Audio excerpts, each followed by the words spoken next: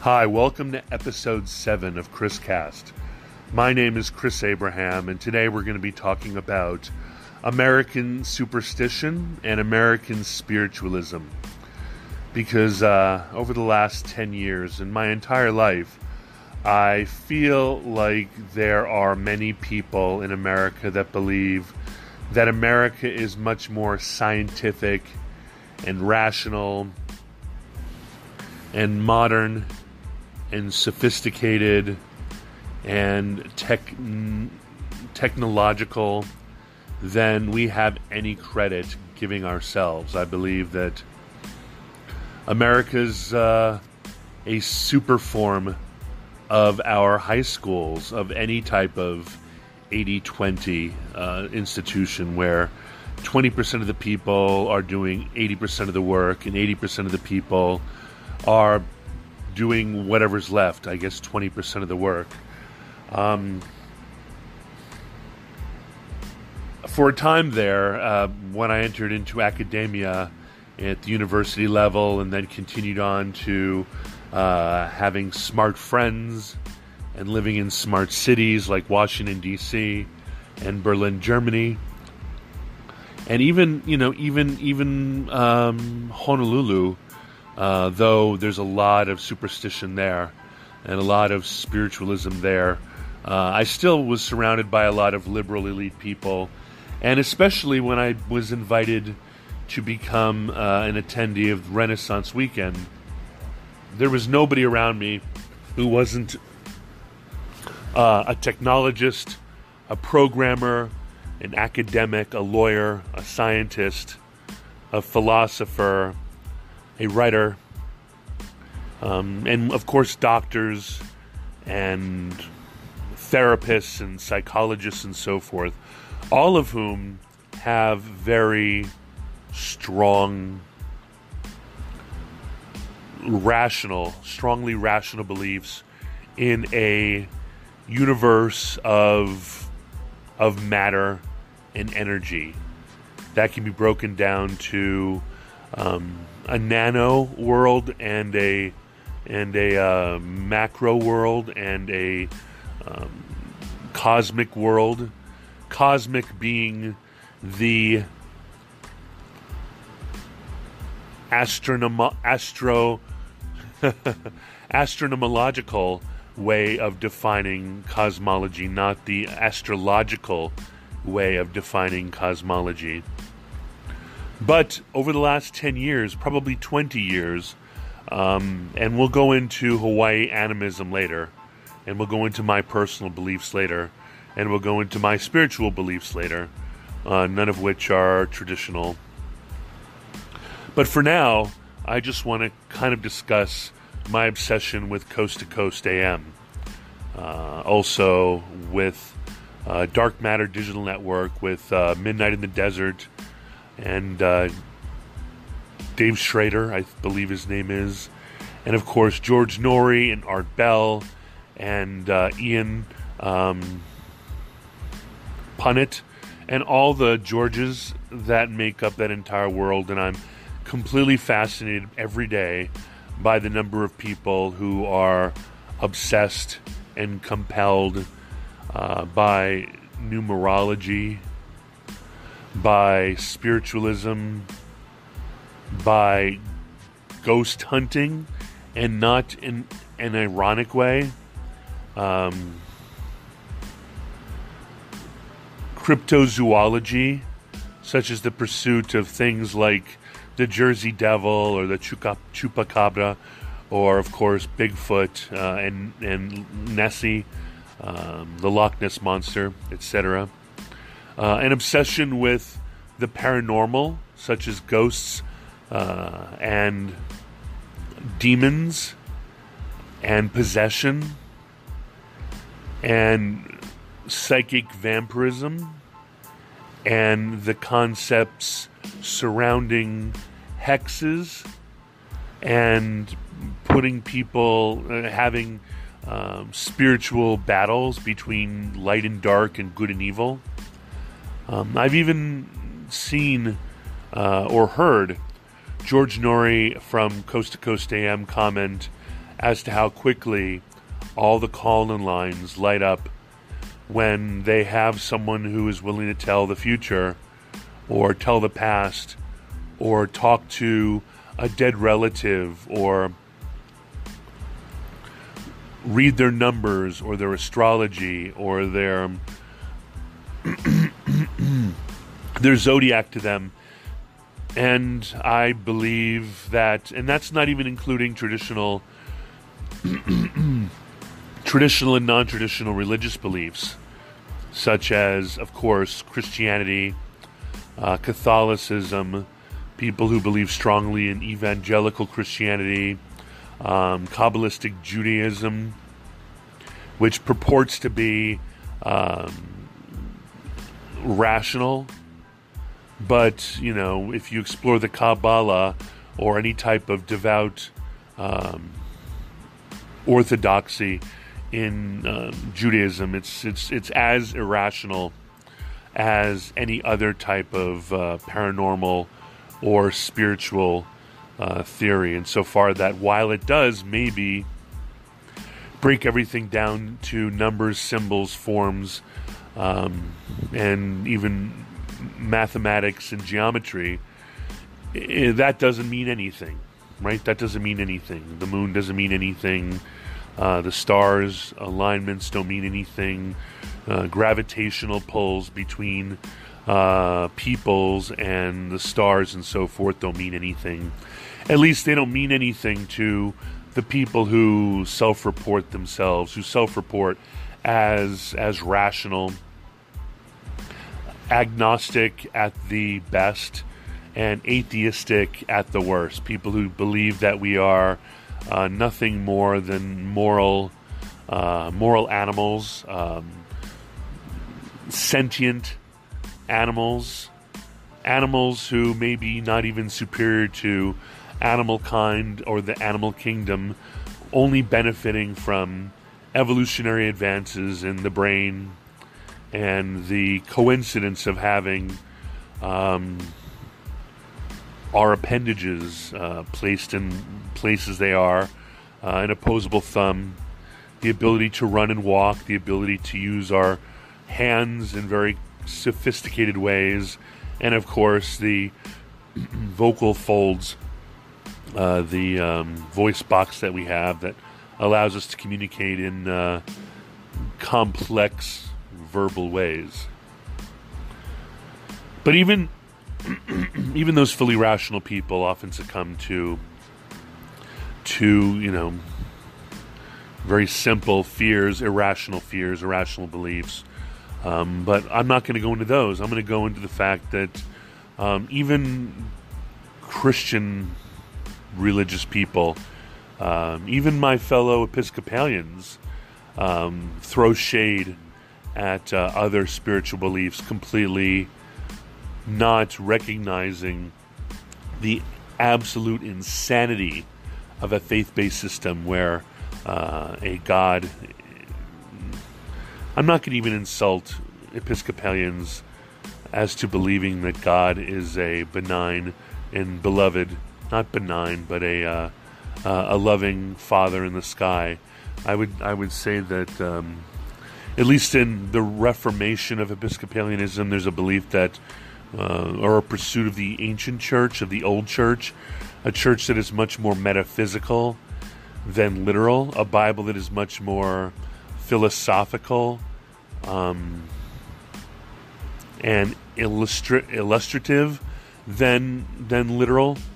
And even so, there is a great devotion to that which is transcendent, to that which is part of a spiritual world, a belief that we existed before birth and that we will exist after birth or after death,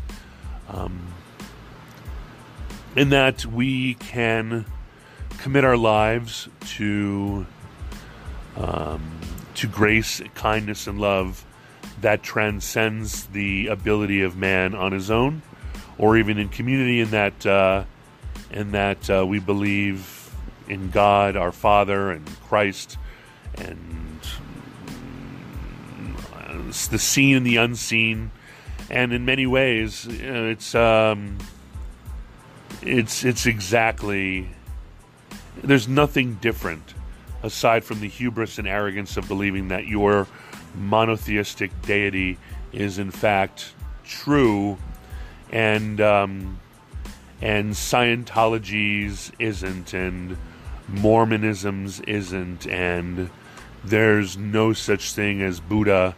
Buddha was a man, but no such thing as the Buddha nature or the Christ nature in other faiths, that the only one path to transcendence in heaven is through through Jesus, or through the Catholic faith, because in many ways Catholicism does not acknowledge any other Christian traditions.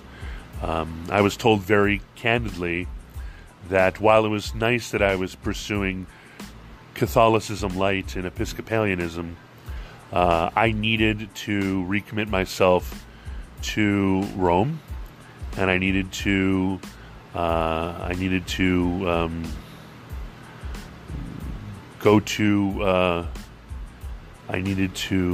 confess my sins, and I needed to be right with the Catholic Church and return to a state of grace where I could receive communion.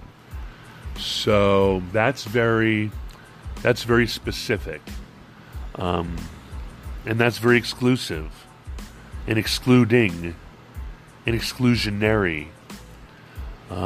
Same thing with, in my opinion, with the tribe and with many other belief systems.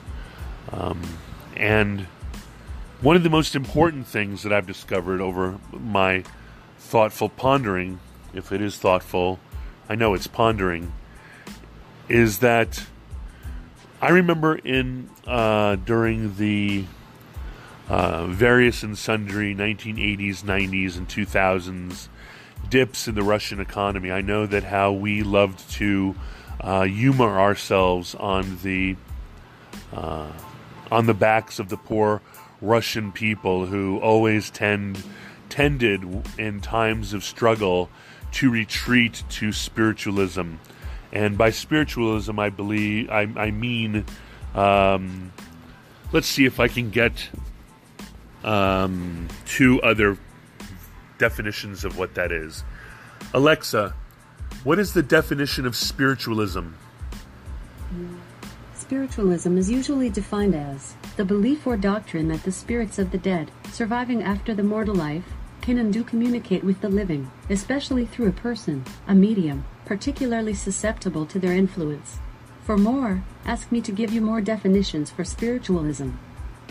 Alexa, give me more definitions for spiritualism. I have 5 more definitions for the noun spiritualism. 1. The practices or phenomena associated with this belief. 2. The belief that all reality is spiritual. 3. Any of various doctrines maintaining that the ultimate reality is spirit or mind. 4. Spiritual quality or tendency. 5. Insistence on the spiritual side of things, as in philosophy or religion. Well, there you have it. I'm going to ask Google too, okay? Here you go. Hey Google, what is the definition of spiritualism? Here's the definition of spiritualism: a system of belief or religious practice based on supposed communication with the spirits of the dead, especially through mediums. Thank you. Well, there you have it. I dare say that Christianity would respond to that, and I know and I believe that Hinduism and a lot of other animist faith and a lot of polytheistic faiths also believe that there are in fact demons and possessions. I know that a lot of evangelicals and Orthodox Christians believe that we are in a struggle, a war between good and evil, between Satan and God, between the angels and demons, very literally, like second coming, horses of the apocalypse kind of thing. And I had some really weird experiences growing up with the with those sorts of things in Hawaii. I've never really had any experiences with ghosts, but I've definitely had some weird experiences with Ouija boards. And I don't know, of course, whether or not it was my mom moving the board or the shuttlecock or the whatever it's called on the board, or whether it was some sort of trick, or I don't know. But I know that George Norrie in Coast to Coast AM is afraid of Ouija boards, and I know that growing up, my friends who were Christian, and I didn't realize how Christian a couple of them were. I really didn't. I don't think we talked about it. I never went to church on Sunday, but I think a couple of them were very devout Catholics, and I think a couple of them were, in fact, erred on the side of almost being Orthodox, Orthodox Christians. But not Eastern Orthodox. I mean, letter of the law. I mean, evangelical. But I know that Screwtape's letters was something that we read, and that was about Screwtape, who is a minor demon who is busy seducing men and women to making their own sins, whispering in their ear, "The devil made you do it."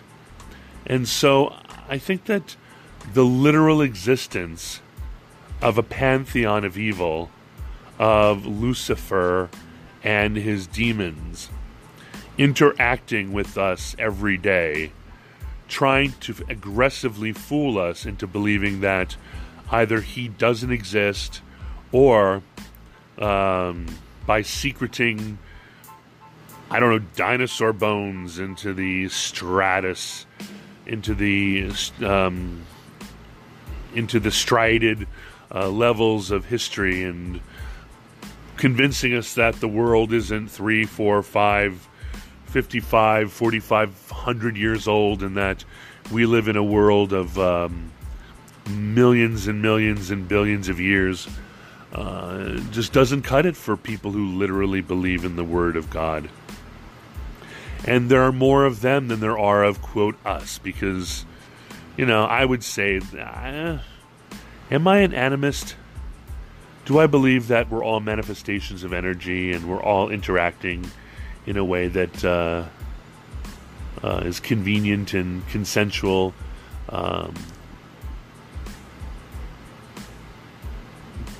For us, the concept of consensus reality. I don't know. Would I live in this apartment if I felt that way?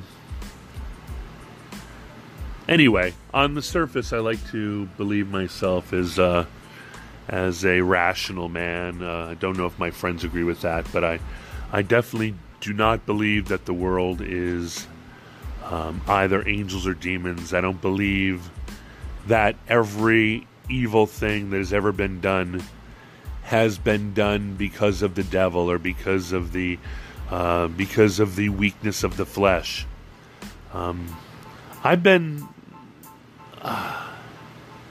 In fact, my friends are angry at me as to how many seductive situations that I've been able to just walk away from, no matter how drunk or out of control, or I just realize that every action has consequences. And so if I was a priest, I wouldn't have sex.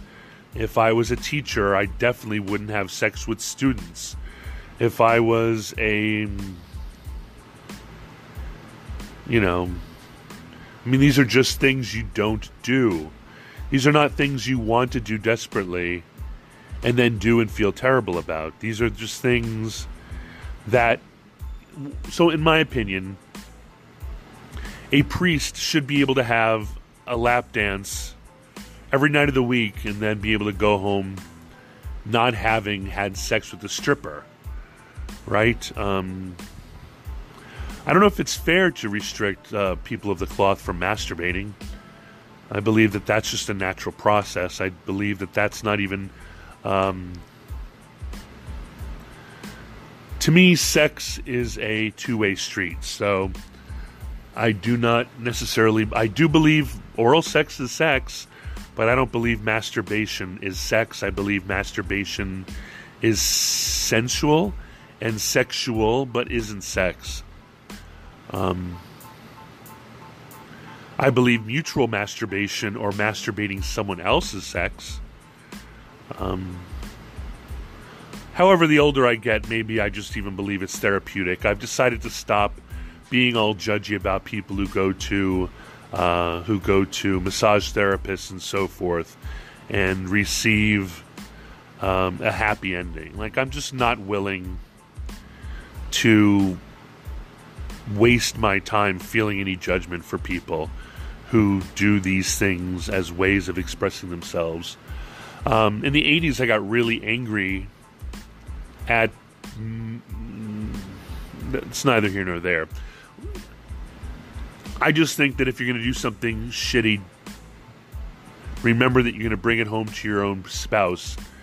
And if you're doing something risky and you end up with AIDS, and you bring it home to your spouse who doesn't know anything about it, and you give her AIDS or give him AIDS, that's really terrible, and have a hard time forgiving that. I don't know. But back to spirituality. I pray. I pray a lot. I don't pray as much as I used to or would like to. I pray the Our Father and the Hail Mary whenever I'm doing long trips or whenever I get into an airplane or whenever my friends are in need, or I'll throw a Hail Mary and a Our Father when anybody even remotely says that they need a prayer or are going through something or have friends going through something on social media. That's what I mean when I say that you're on my prayer list. I don't keep a literal prayer list, but I definitely do. I don't do a novena because, first of all, hey Google, what is a novena? According to Wikipedia, a novena is an ancient tradition of devotional praying in Christianity, consisting of private or public prayers repeated for 9 successive days or weeks. Wow, difference between 9 successive days or weeks is, well, I guess you would do it once a week for 9 weeks or once a day for 9 days. No, I probably should do a novena. Hey, Google, remind me to do a novena. All right, do a novena. When do you want to be reminded? Tomorrow at 10:30 a.m. Okay, I'll remind you tomorrow at 10:30 a.m. Hey, Alexa, remind me to do a novena. When should I remind you? 11:30 a.m. tomorrow. Okay, I'll remind you tomorrow at 11:30 a.m. Hey, Google, start a novena on my to-do list. Sorry, to-do list is not yet supported. Hey, Google, put a novena on my task list. Okay, I've added a novena to your shopping list. A novena on my shopping list. Alexa, can you add a novena to my task list? I've added novena to my to-do list. That was fun, guys. Thanks for doing that with me. Growing up in Hawaii, I was there since I was 6, and wow, it is definitely at the crossroads. It is probably almost like growing up in Ireland. We believe in everything in Hawaii. We believe, if people don't actually believe it and they just storytell to freak people out, nobody winked at me. So honestly, I believe in the spirit world. I believe in menehunis. I believe in night marchers. I believe in Madame Pele. My mom and I saw Madame Pele on the Big Island during and even after eruptions. Honestly, whenever I see an old woman by the side of the road or an old woman in general, I always give her as much money as I can spare because Because two reasons. One reason is Madame Pele oftentimes shows up in our world as an old, frazzled, homeless, or crazy woman, or an old, grizzled old lady. And so I am more likely to give money to homeless women than homeless men. I don't like men, so why would I give men money? And because honestly, if I think about my Christianity, I went to an all-boys Catholic school that was Marianist, not Marinist or anything up, but they were called the Society of Mary. And to be honest, I think I feel like over the last... Hey Google, how many years has it been since 1983? Sorry, I'm not sure how to help with that. I'm still learning. Oh, dummy. Alexa, how many years has it been since 1983? 1983 ended 35 years ago. Wow, 35 years ago. So I started being indoctrinated into the Society of Mary in 1983, 35 years ago. And then 4, 5, 6, 7, 8. Actually, 8, 7, 6, 5, 4, 3. Yeah. So 6 years, which these days seems like nothing, but between 13 and 18 is a lot of indoctrination. And even though I fancied myself a sophisticated city guy whose parents were both Manhattanites, and I had a cool, smart London girlfriend, and I loved Carl Sagan and Cosmos, and read way too many books about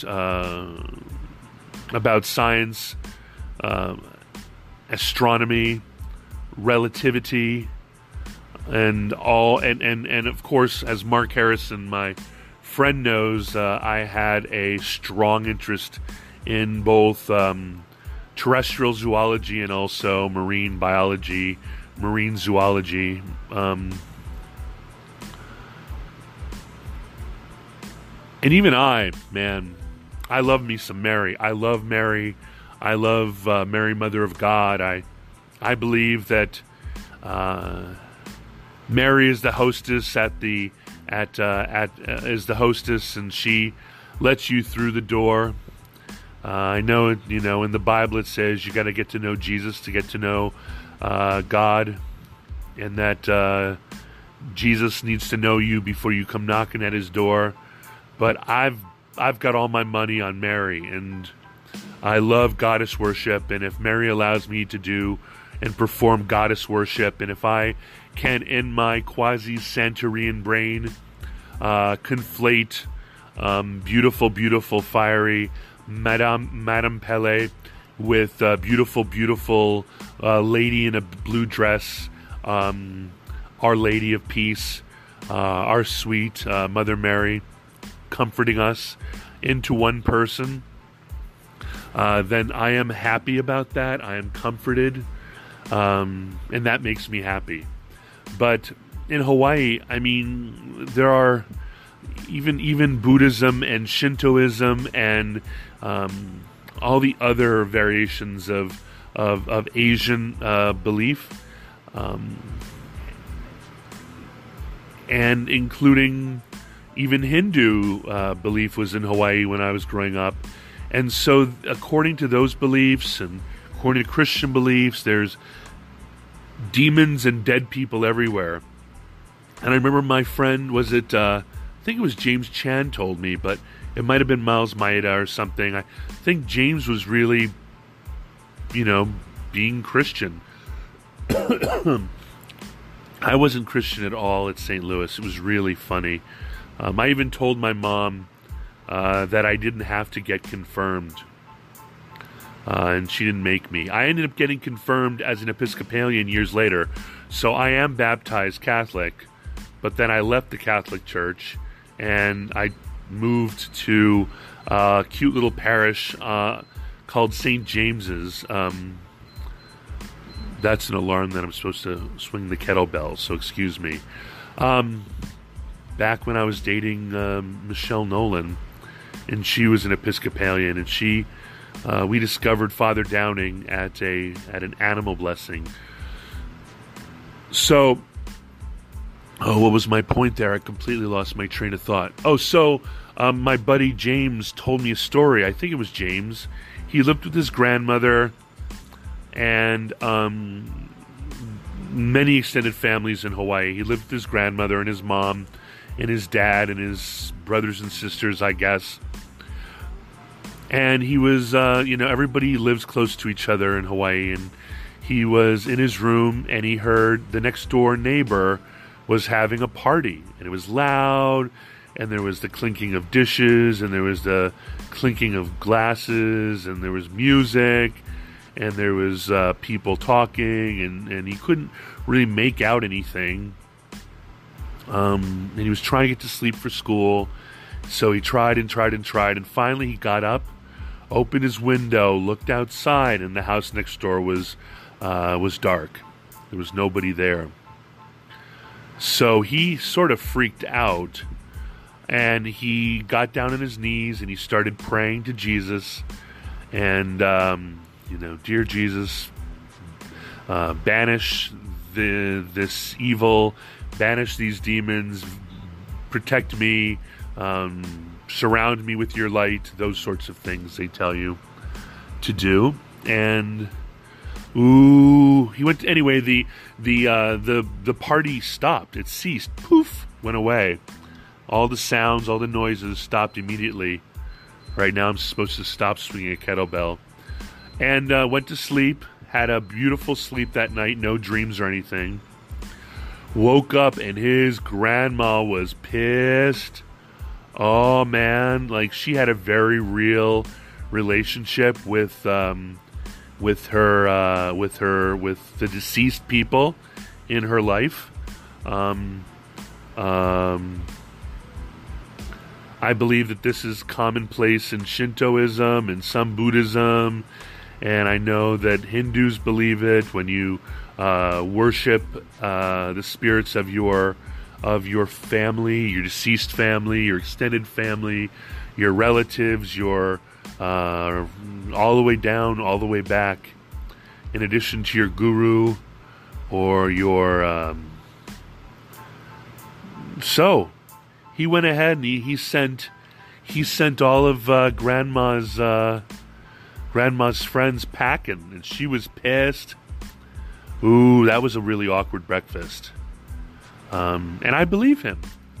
Why would I not believe him? I don't believe that all talk stories around the campfire are just about ghost stories that have no meaning and are meant to shock or scare.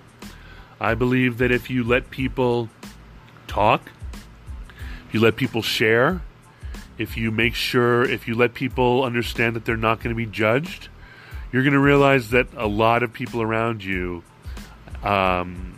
believe in the paranormal, believe in space aliens, believe in God, believe in a higher power, believe in demons, believe in temptation, believe in the devil, and then if they're not good people, they're going to go to hell.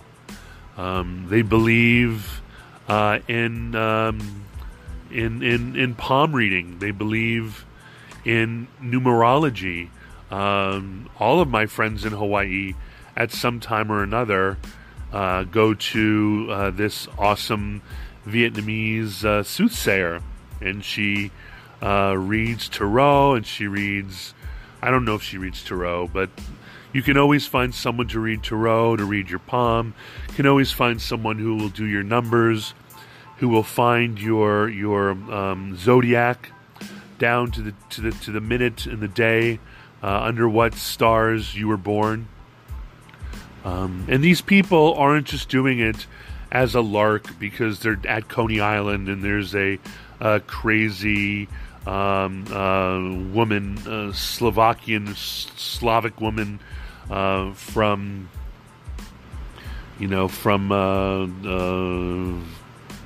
Dracula land,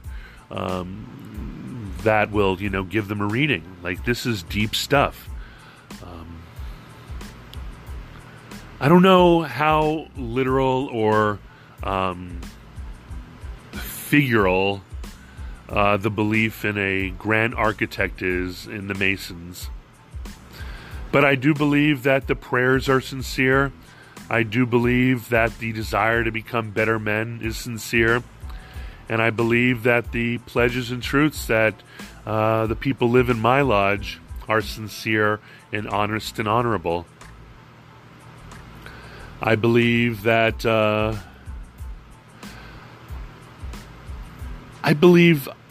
not every single preacher in the entire world is running a multi-level marketing scheme on poor parishioners. I don't believe that every parish priest is in it for the career, and that every Episcopal priest is in it for the 70 to 80 grand, and the place to live. I don't believe that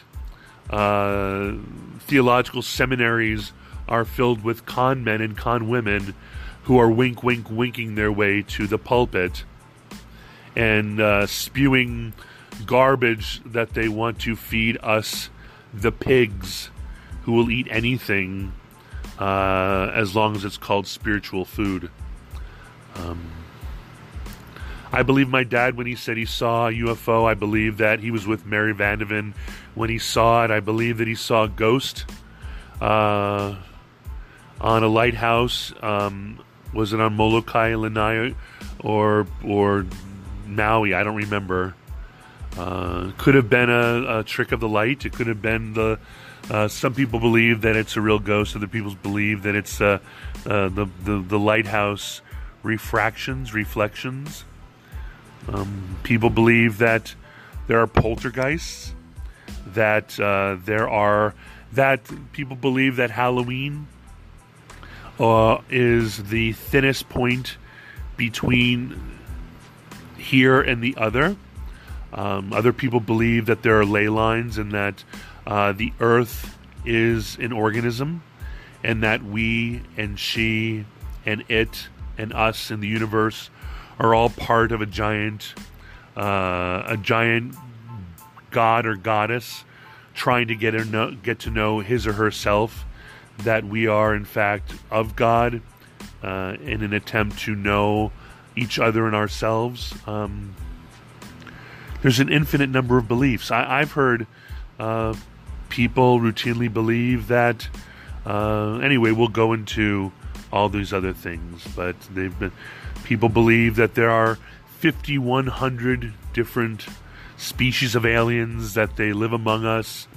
People believe that people believe strongly that the royal families are shape-changing reptilian aliens, and people believe that people with Rh negative blood are hybrid alien human hybrids. There's so many beliefs, and if you want to compare those beliefs to the rational, just stay up until 1 o'clock and get on to go on to go on to iHeartRadio and ask for WFLA, or ask for 1190 KEX, or if you can't wait, just go onto YouTube and search for Coast to Coast AM, or search for search for Art Bell. So much good stuff, and all of it is by definition proof positive that when we used to go ahead, and this is a real parenthetical, during the 80s, 90s, 70s, we used to make fun of Russians because during times of darkness or insecurity, or during times of sadness, or during times of hunger, that perfectly rational space-age Russians would resort to spiritualism and going to readings and numerology and palm reading and tarot reading, and they would have their guru and they would refer to spirit and God and and ask for the future to be read in the bottom of a glass of or a cup of tea, in the tea leaves or in chicken bones. Man, you know, Russia is just a mirror of America. We're a really big, ununited, dumb country that believes in everything very strongly. That's one thing that Russia and America shares.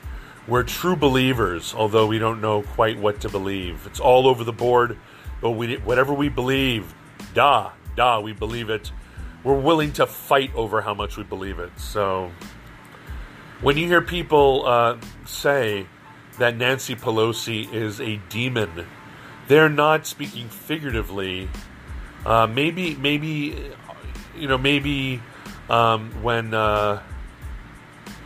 what's the InfoWars guy? Maybe when that crazy guy. Maybe when he says it, because he says he's an entertainer. Maybe when he says it. Hey Google, who started the website InfoWars? According to Wikipedia, InfoWars is a far-right American conspiracy theory and fake news website owned by Alex Jones. Conspiracy and fake news website, but the guy's name is Alex Jones. So yeah, I agree that InfoWars is fake news, and I agree that InfoWars is a conspiracy website.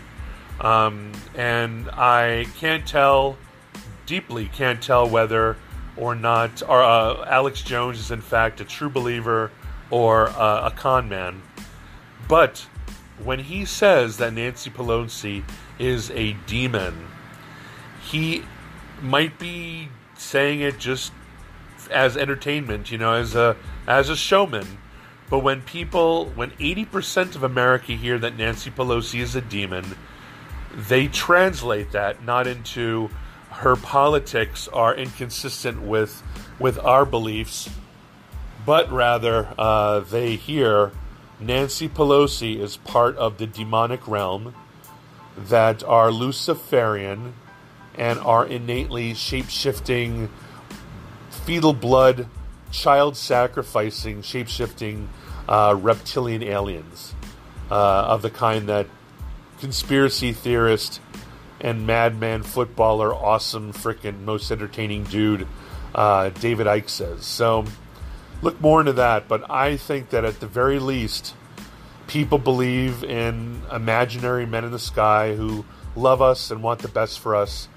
And there's way more of them than you. There's only 20% of you. I would dare say that there's only 5% of you. I would say that 15% are definitely foxhole Christians who will resort to the novena the moment one of their relatives gets sick. Especially from the cancer. So, that's the end of my episode. I can't believe it's gone on so long. I don't even know what I said, but I do know that I could tell you I'm a skeptic. This is what I told Mark. I told Mark when he wanted to find out what I really believe. And I think what I believe is defined by the fact that for the last... Hey, Alexa, how many years has it been since 1988? 1988, only 30 years ago. So for 30 years, I've been hanging out with homeless people in Washington, D.C., because I find their stories incredible and wonderful and amazing and stupendous and otherworldly. One of the best ones I had is I didn't go meet with the girl of my dreams because I got caught in a Roy Rogers with a dude who told me that he was the second coming. He was in fact Jesus, and he was going to end the world in an F-18 by dropping nuclear bombs on Washington, I guess. So from working at Miriam's Kitchen for so many years, and for hanging out with homeless people and, you know, crazy people for 30 years, I didn't really hang out with any crazy people any longer than 30 years ago. But since 1988, I have had a constant deluge of madness in my life. And you know what? You're never going to get anywhere by fighting with someone who has a belief system that is not rational or not real to me. Like, I personally haven't seen any angels, unless that angel was another human being. And the Pele that I saw was a beautiful woman, naturally embossed in the side of a caldera. So it wasn't literally Madame Pele, unless one of those women I gave money to was in fact Madame Pele. I haven't seen a space alien. I haven't seen a UFO.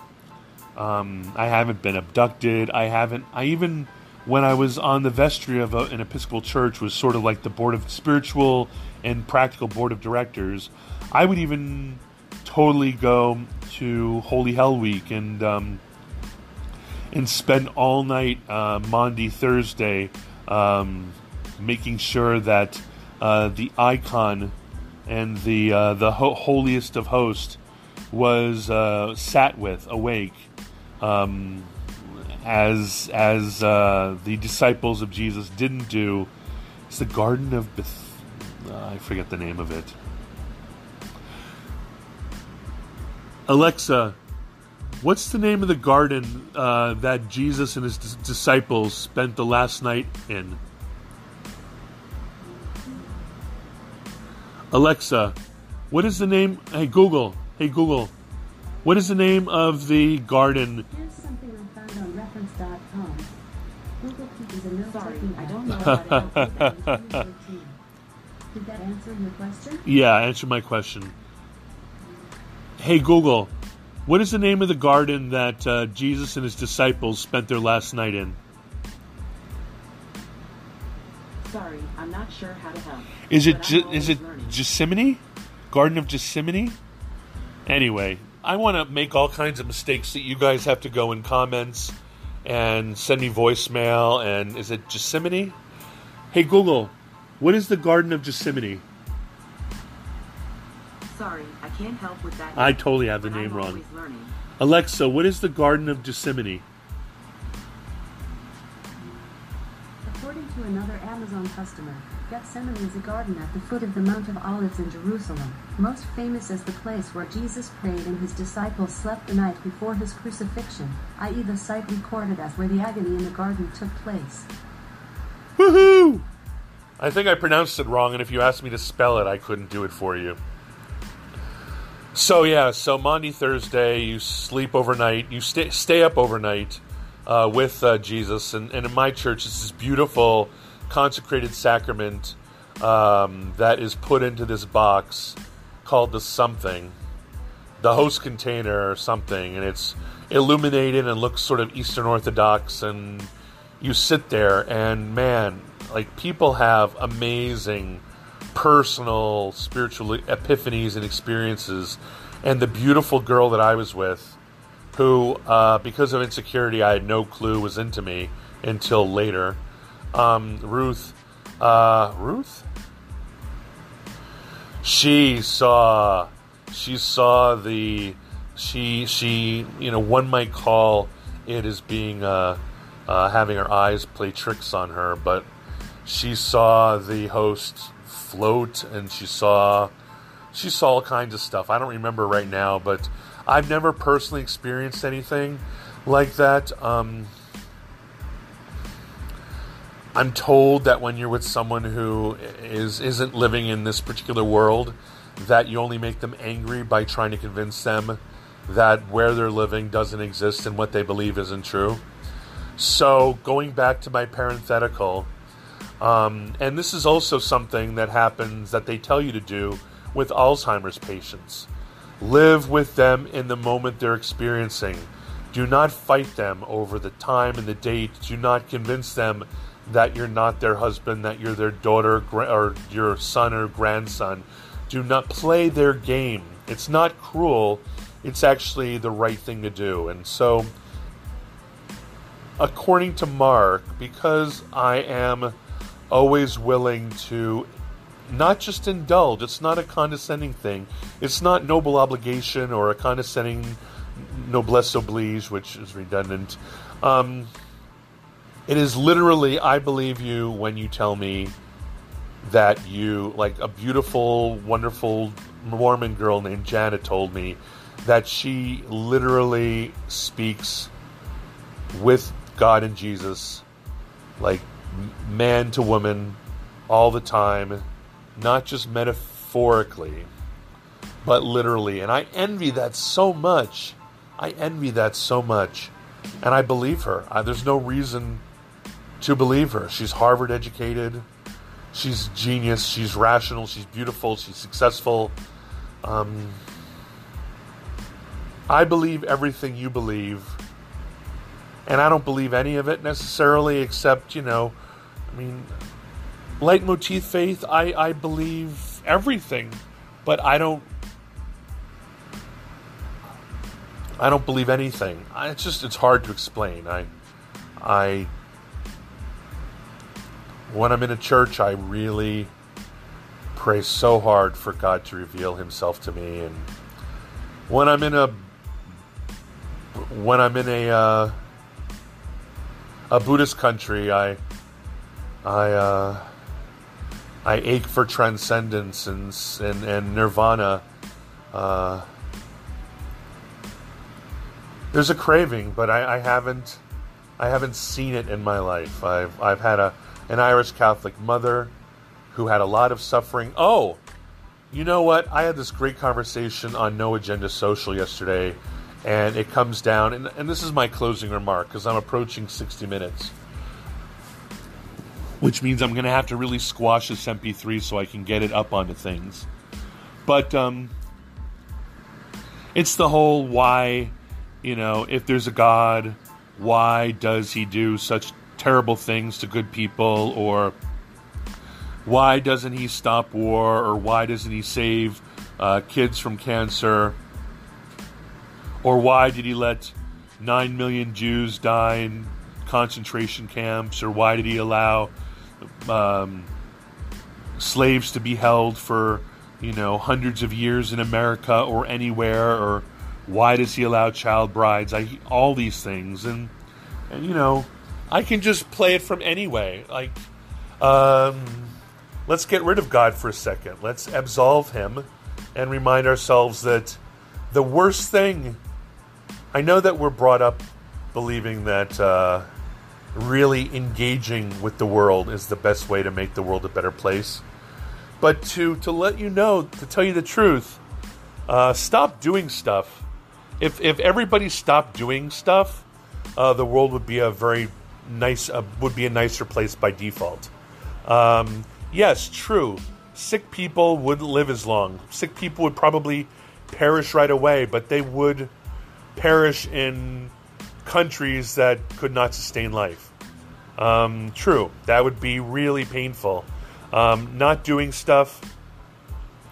Damn all you wealthy people, new money and old, who've decided to travel the world exploring and becoming, more in tune with the beautiful world around you. You can both believe in global warming and yet consider ecotourism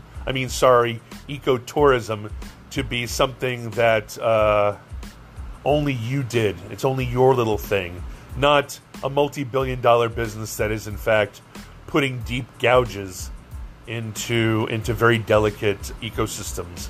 I saw it growing up in Hawaii. I saw it. As long as the tourists were happy to stay in Waikiki on the beach, it was fine. But when they became all eco-touristic, next thing you know, they were ziplining through the valleys and stepping on stuff. And the only place for long trails in Hawaii is for underage kids to go smoke their pot and drink their Budweiser and leave their bottle caps and their can tabs on the ground in the most remote parts of the island. But that's just indigenous people. I believe that anybody from some place is indigenous. So local boys drinking Budweiser at the top of Kalaipuhaku or Pali while smoking pot is just indigenous behavior. But yeah, so it took so much ingenuity to kill that many, to ever do a war. A war takes so much energy. Prison, death. You know how much energy it takes to maintain private prisons or to just stop doing stuff. Anyway, I'm out of time. I found out that Anchor FM has a 60-minute cap, so I need to keep an eye on the clock. But when it comes down to it, if you're on here this long, God had no part in doing any of these awful things. The devil had no part in doing any of these awful things. It's either the natural course of nature, of which I think we're part. I think that the most arrogant thing ever done by man is probably even being done by atheists, which is to believe that we're anything but part of the ecosystem. We're not above. We're not separate. We should be responsible for not pooping in our own water supply, but even with the loving God, God cries along with us. Anyway, I don't have enough time to go into this right now, but I believe that God can exist perfectly in a terrifying, terrible world, because whether or not it's from original sin and whether or not his death on the cross has absolved us all of original sin is neither here nor there. We still, 20% of the time, we do awful things intentionally, and 80% of the time, we do awful, awful, awful, terrible things incidentally through blowback and unintended consequences. And you can take that to the bank. My name is Chris Abraham. This is ChrisCast, episode 7. You can reach me at Chris Abraham. You can text me at +1 202 352 5051. I'm at Chris Abraham on Twitter. I'm at Chris Abraham on Facebook. I'm at Chris Abraham on Instagram. And my company is... and I'm at chrisabraham.com. You can email me at chris@abraham.su. And I will talk to you soon.